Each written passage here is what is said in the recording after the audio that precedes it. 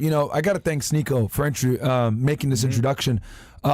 Because I saw you on Twitter and I was like, wow, I agree with what this guy's saying. It's keeping it fucking real.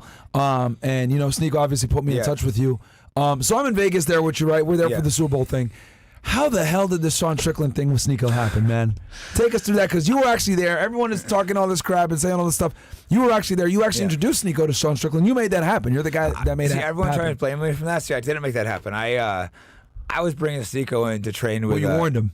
I was bringing him to train with this guy, Javed Basharat, because he's a Muslim. Sneako's a Muslim. So I'm like, it'll be great marketing for one of my fighters, a really good fighter I have. Yeah. And then Sneako asked Sean... Because you still train a bunch of people and coach people to this day. Yeah. So Sneako goes, hey, Sean, will you do a podcast with me? And Sean goes, no, but I'll spar you. And Steve goes, yeah. Oh. And then I show up, Steve goes, oh, I'm sparring Sean. And I go, no, you're not sparring Sean, Steve. And then he's like, no, I already agreed to it. So, so I go, fuck, all right. So he agreed to it before you got there? Yeah. Oh, that's my bad. You got to keep your word. Yeah. So I'm like, well, fuck, well, all right. So you had him set up to spar with this other guy? They weren't even going to spar. They were going to train. He was going to teach him. He was going to teach him fighting. I wanted to teach him some stuff. Yeah. And then next thing you know, you show up and he's like, oh, yeah, he's going to spar Sean Strickland. Exactly. And I'm like, fuck, bro. Yeah, I guess you agreed to it, but you're going to get fucked up. Yeah. And it's I guess Strickland's defense, you did warn him like he's not going to go easy on you. He's going to fight. He's actually going to beat you up. I warned him, and Sneako went in there as a man, and he chose to. Shout out to Sneako. That's why people try to hate on Sean. I'm like, well, I warned Sneako. He chose to go in there. And Sean told him beforehand, like, I'm not going to go easy on you. No, Sean right? didn't tell him anything. Well, he just said. But I let him know that that's how Sean is. He's going to try to hurt him, Yeah. So if you agree to spar him, I think it was a dick move what Sean did. I'm not going to lie. I think it was an asshole. I would never do that. Yeah. But it is how Sean is, and you know that's what he's going to do. So I've heard that's just what he does in all of his sparring matches. He just fights everyone. He goes hard on everybody. He doesn't care who you are. Pros too, yeah. I'm sorry? He spars like that with pros too, yeah. So. Okay.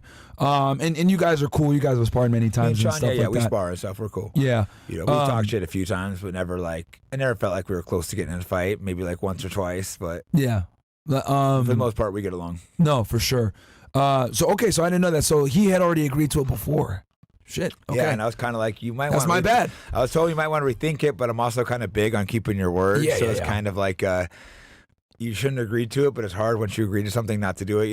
And you had been training Sneako for a bit at this point. You had a couple sessions with him, training him, right? Sessions. So you're there, right? And you're kind of just watching on the outside, and you see that they're about to get in the ring and fight. Like, what's going through your mind when they're? I knew he was going to take a beat, and I knew there was no other way it was going to go. And I don't know, a lot of people didn't watch the whole thing. It's actually worth going and watching the whole thing, because for the first 3 minutes, Sean just kind of talked shit to him, punched him a little bit, let Sneako hit him a little bit, just being kind of a bully, being warned, like, I'm about to fuck you up. It's about to turn bad. And then he unloads on him. But hey, Sneako didn't get dropped. Yeah. Sean probably should have gone to the body. But a lot of courage, a lot of heart. He was head hunting. Yeah, no, I think it actually turned out better for Sneako, I think, than Sean, because he showed he didn't get knocked down. He didn't bitch and cry about it. He didn't be like, oh, I got bullied. It's like, he chose to go in there as a man, and he took his beating like a man. Yeah, and that's, I think that's good. I think bullying is a good thing. It makes you stronger. It makes you better. I've gotten controversial takes. Oh, you think bullying is good? I think bullying keeps men honest and keeps them from doing dumb shit. I think we need I don't want to overdo it, but yeah, I think we need more bullying. People have just gotten so ridiculous, doing just such embarrassing and dork things, and sometimes you need to get bullied to not do that. Yeah. We say every behavior is acceptable. No, it's not. There's a reason why we bully. There's a reason why people feel shame. Shame is one of the most strong human emotions, because maybe there's a reason why you should feel that shame, because maybe you've done something shameful, Absolutely. So shout out to Sneako. Got to give him his flowers for, getting in the ring with a pro, and he got beat up, but it doesn't matter. That's hard. Most people wouldn't do that. A lot of people that talk shit about Sneako about that, they would never step in with a pro. Tell those guys to go and spar Sean. Exactly. They would never Most fucking do it. Wouldn't hop there with him they want to sit there and fucking Monday morning quarterback on YouTube and talk shit, but it's like you would never get in the ring with him. Exactly. You fucking pussy. I think it learns a lot.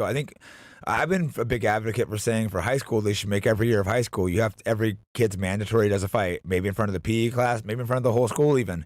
Just the training for it, and not just the training, the pressure of walking in a fight in front of people, the stress of it, the embarrassment of it. It's imagine walking in a cage in front of your entire school, knowing you got to fight another man, and match you up someone in your fight.